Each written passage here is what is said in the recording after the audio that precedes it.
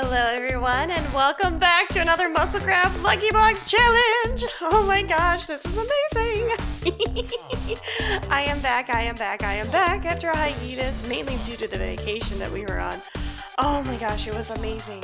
I am going to tell you so much more about that, once we do get our exercises done in between buildings because I have pictures and stories. But yeah, one step at a time. Let's go ahead and start working out. My numbers are starting off here above me here. And so I went to the gym. And every time I go to the gym, I'm like, I'm already dressed for working out. I should do MuscleCraft. It's so weird. Oh, wow. And you get to reap the benefits here of this because I have stories and awesome, amazing, super fantastical pictures. So everyone sit back, relax, grab some snacks, and enjoy this MuscleCraft LuckyBlocks challenge. And the first thing we're going to do here is, since I did go to the gym earlier this evening, I'm not doing the cardio. We are going to do lower and upper. That's right. Lower and upper. Lower and upper. And that's where I'm stopping. Lower and upper. Well, okay, we have 2 pieces of dirt here. That's okay. And we get pot saw. All right, and 20 apples. Wow. Wow. Okay, so 20 apples. What are we doing with 20 apples? 1 leg, straight leg, deadlift. All right, so we got some deadlifts here, which is amazing. Let's put these 20 apples here. So deadlifts for 20 apples and the arms. Hello, pretty tulips. Okay, 11. So, all right, they about even out here. Chest press, 3 sets. Okay, so 11 chest presses per set and 20 deadlifts per set. So, yeah, this is going to be fun. Phew, okay, that wasn't so bad for my first grouping there. 2 more to go, that's for sure. My numbers are above me, as you can tell. It wasn't too bad, and I'm glad I went into it. I've already worked my cardio earlier today, so hey, whatever works here. I'm going to go ahead and add this. Oh, good. That dirt can go in there too. It's cool. Oh, and the book. All right, okay. So 2 books, and now we have another lower and an upper, and oh my gosh. Maybe what I'll do is go ahead and sleep here first.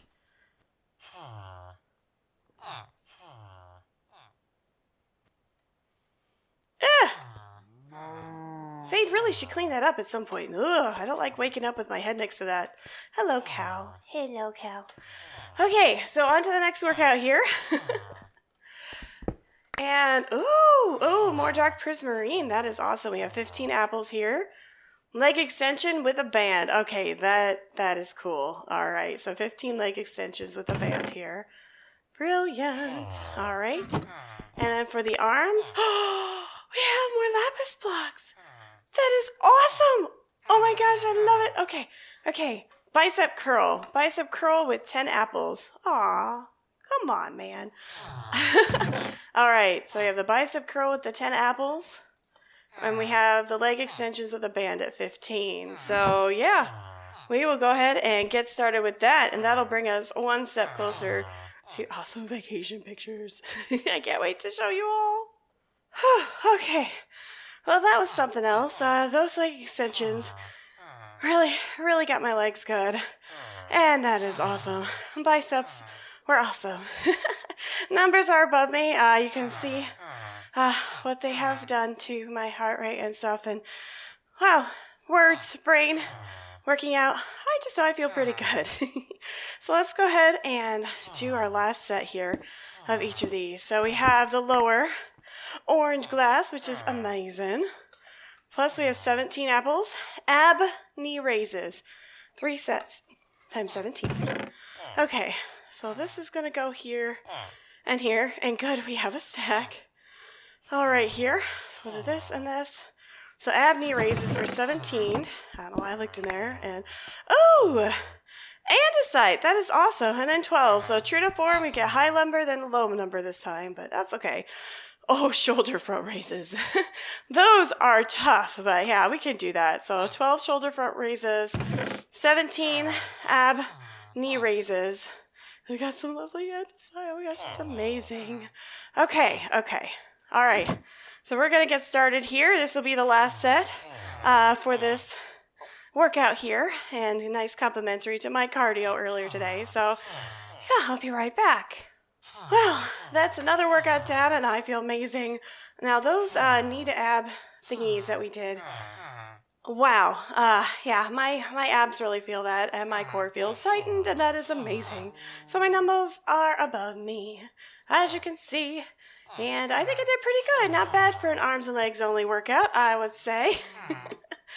Anywho, so, yeah, I need to, do this real quick. La, la, la, la, la. Alright, gotta wipe it off. And I just did my hair today too, and so it's back to its blue and red splendor. And let's just say that there's a little bit of blue running down my neck here, so I'm gonna need to take care of that. But hey, you know what? It's all good. So it looks like we do have 6 stacks here, what we can play with. Also, quite a few emeralds actually. So I think what I'm going to do is do a quick lucky block here. And, oh wow, okay, yeah, we'll do this. There, got some new ones there, that's cool. All right here, so we'll do a lucky block. And let's see what Eric, oh no, bad emeralds. And done. Okay, Eric, hello. Hi Eric, how are you today? Or are you shy today? That's okay. Let's go ahead and do a lucky block of awesomeness. Now, Eric, are you going to be as awesome as this lucky block of awesomeness? Huh? Let's see. Cobblestone! That is awesome! Thank you, Eric! Oh my gosh. Okay, so that makes me want to do another one.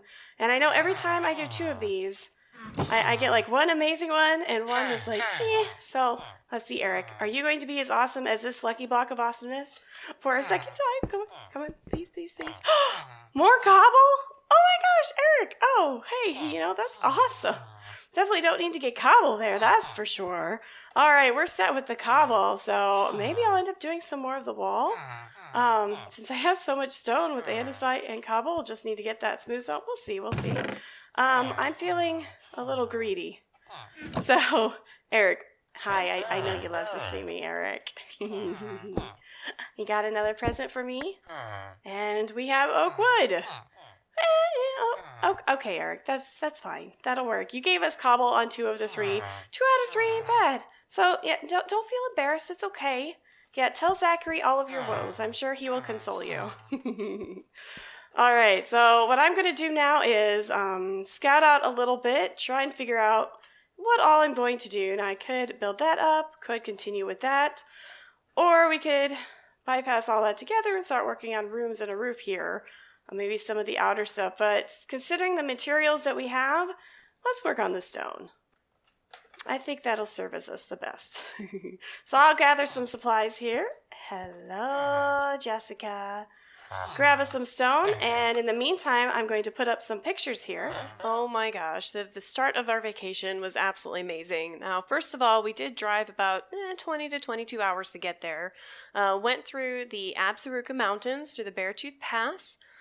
We climbed over 9,000 feet. I believe it was over 10,000 feet by the time we got to the very tallest point. And man, up there in the air, it was very breezy. We got taller than some glaciers, which was absolutely amazing. And that is the freshest air you will ever breathe. Now, you don't want to move around too much unless you're acclimated, which I have to say I was not. However, there was a point, an area called Rock Point, where we were able to get out of the car. That was like the last pit stop before the mountains and the numerous miles until Cook City, I believe, was the first inhabited area afterwards. And so we got out and we were just looked at the valley and the rivers and the glaciers and the switchback road that we came up, and it was just awe-inspiring. And just it was amazing. There's just no other words. Now, the Sassyrogue Mountains and the Beartooth Pass, that is in the northeastern part of the park. So that's the entrance that we went into. We went in through Montana and Wyoming, of course. And yeah, it was quite a day. Faye did a really nice job of driving in. And just taking care of that, so I didn't have to do it, which is awesome. Now, throughout our vacation here, just skipping around, it was the vacation of waterfalls. We saw so many waterfalls on various different days there. Waterfalls such as Undine Falls, Wraith Falls, Tower Falls, Lower Falls, Upper Falls, Crystal Falls, Cave Falls. So many waterfalls that we had gone to in so many different areas of the park. And I just find it so cool that you can go anywhere in the park and you can see different waterfalls and they all look so very different. That was amazing. And we even saw, at one point we went to Idaho too, because in order to get to Cave Falls, which is the southwesternmost part of the park, you actually have to leave the park, go into Idaho, and take like the last 14 miles to get there on a gravel road. I mean, it was really cool. And of course, along the way, we did stop at the Lower Mesa and Upper Mesa Falls as well. And saw those falls too. So we did see a lot of waterfalls, but it was totally worth it. Of course, going to Yellowstone as well, you cannot forget to visit the Geyser Basins, because that is one of the truly unique things about this park, about Yellowstone National Park. So, of course, while we were there, we did go and see the Old Faithful area, including seeing Old Faithful erupt. We saw Grand Geyser erupt. We also saw Castle Geyser, and then the Lioness, or maybe it was Cub out of the Lioness groups. And what was really cool, a lot of these we have seen before, and they're always amazing. And even Old Faithful, it was a higher eruption than usual. So I felt really privileged to see that because it was so cool. But we went on a little trail heading, well, I don't know what direction it is, to be fairly honest. I think it's north, but I could be totally wrong. But if you go by Morning Glory Pool, there is a biking trail where you can, well, not a biking trail, actually, bikes aren't allowed. You can bike to it, and then it's a walking trail that'll connect you to the Grand Loop Road and then also to Black Sand and Biscuit Basins. Now, along the route, there is Artesia Geyser, and that geyser was erupting as we came upon it. Now, Fade has been to Yellowstone over 20 times, probably closer to 25 times at this point in his life, and he has never seen that erupt. And, we felt really privileged to just come across it, and that is one of the joys of Yellowstone that we have. So we're making progress, and this side is looking really good so far. I am loving it. But you can see I do have some more work to do. We still have this side over here.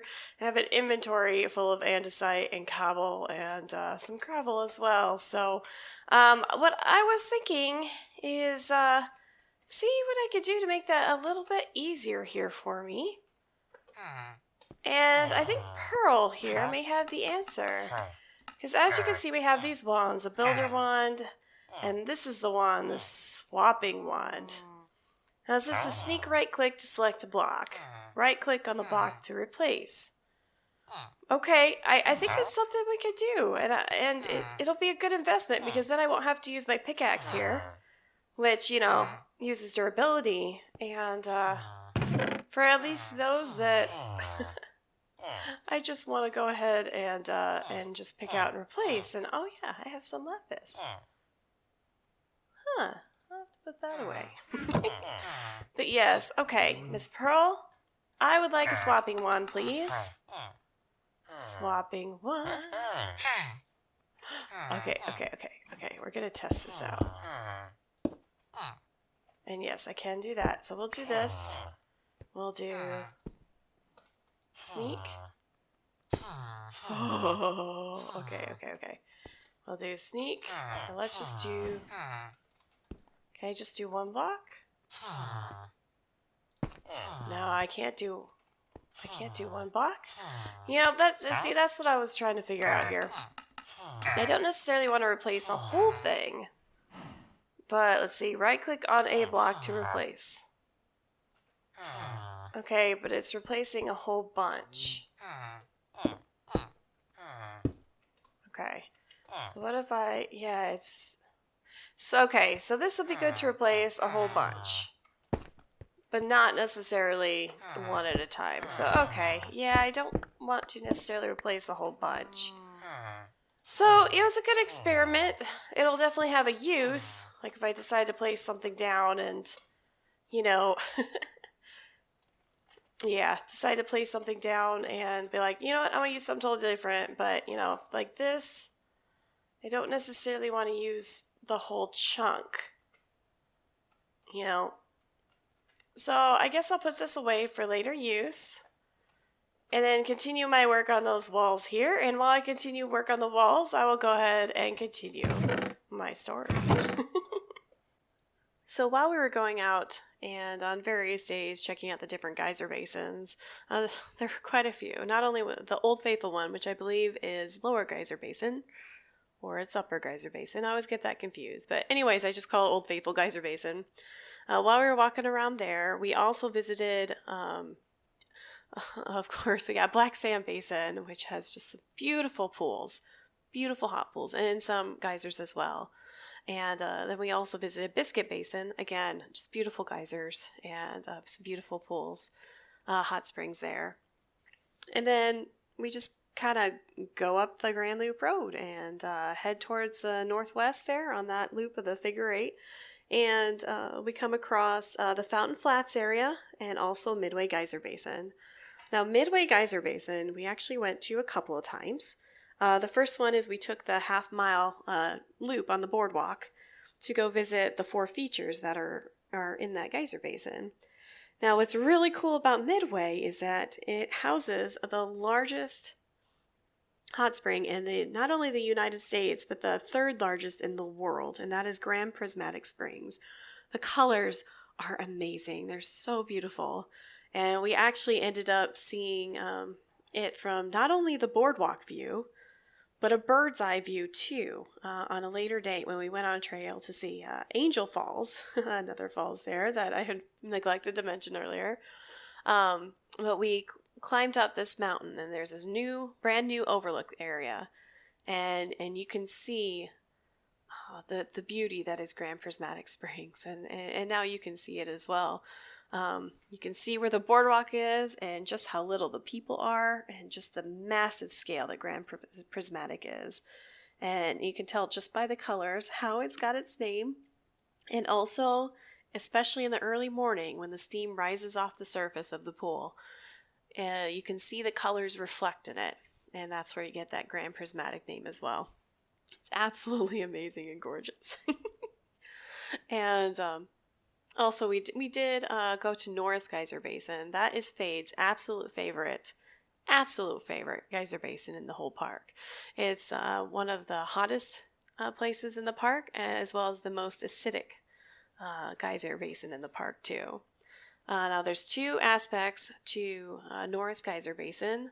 One is the back basin area that includes the largest geyser in the entire park, called Steamboat.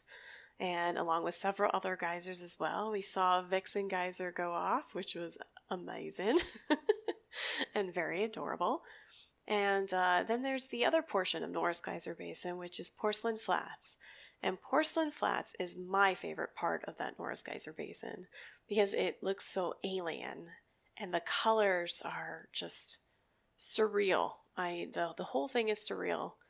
And then plus, with each year, it looks a little different because the wetter it is, the more water there is, which makes sense. And then you have a whole bunch of holes in the ground that are normally fumaroles, where they would burst out steam, are instead shooting up like little geysers. It's so cool. Oh my gosh. But I absolutely love it. I have to get a picture every time because the landscape is just so different from anywhere else you'll see. Now, there is another portion of the park as well called Mammoth Hot Springs. And the Mammoth area, that's in the northwestern corner of the park. And that's actually where we spent like our first day and our first night there. But what's unique about it is that there are no geysers. None. But the ground there is very soft. And you have the water come up and dissolving the ground underneath it, and it comes out. It's this white fluffy stuff. And it's awesome. It's like the same ingredient that's in Tums or antacids. And it comes out and it's white and fluffy. And then if there are, if the hot springs are active, then depending on the heat, you have different bacteria growing in them. And the different bacteria, the heat-loving bacteria, has different colors depending on what the temperature of the water is. So you get these brilliant oranges and yellows and blues and all these different colors. And that's what you see. That's how the different hot springs get their colors, is the bacteria. So it's absolutely amazing. And then plus just seeing all the water, just how much water comes out of those hot springs, the steam coming up. And then when they dry up, because they dry up a lot and then the water shoots out somewhere else, you end up with these white and gray mounds of earth that they just stick out of the ground, and they look amazing. It's crazy and insane, and I don't know why I love it, but I do. It's so relaxing, and it's so unique to see something like that out in the wild. Now, another thing that anyone will see when you visit Yellowstone National Park are all the animals, and we're no exception. Now, while we didn't see any bears this year, we did see quite a bit of bison. We also saw plenty of elk, and we saw even an osprey, which was really cool. And made me really glad I had such a decent, pretty decent zoom on my camera. I was able to get a really good shot. You could see the claws and everything, the beautiful plumage. I love it. We saw plenty of different other birds, ducks, magpies or mountain jays or I don't recall what they are, but we saw them. And those are the main ones that we saw. We also saw the remnants of cliff swallows. The birds that leave the caves, they'll actually take mud from nearby areas and make their own little nests.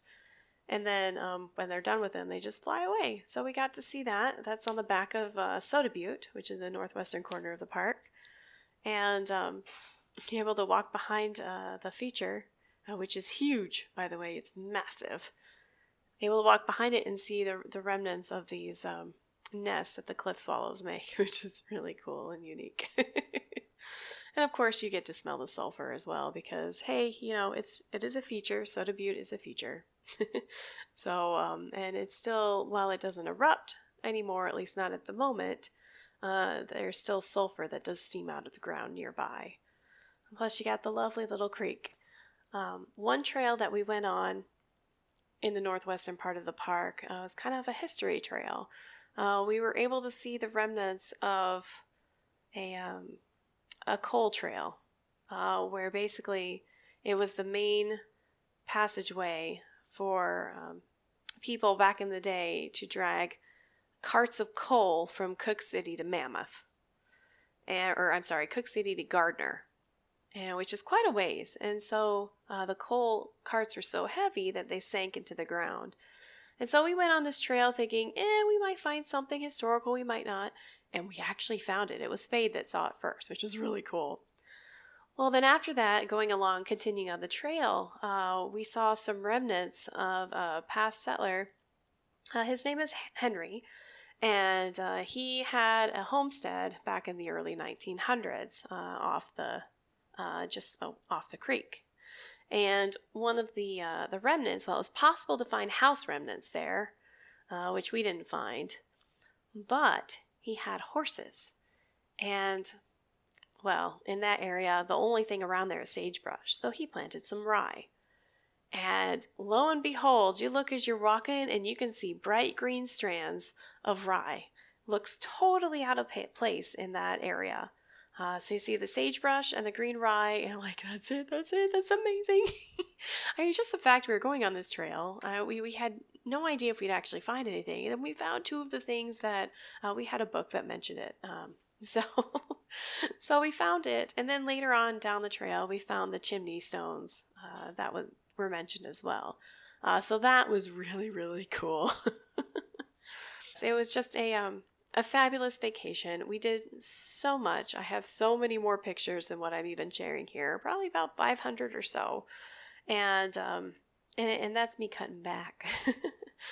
But I totally recommend anybody who wants to see this beautiful park for themselves to definitely check out Yellowstone National Park. Plan for it, because it does involve a lot of driving, but honestly, it's worth it to see the geysers, to see the waterfalls, to see the wildlife, and the trails and everything. It's worth it. So, do your research, of course, because you want to pack as much as you can into the days you have.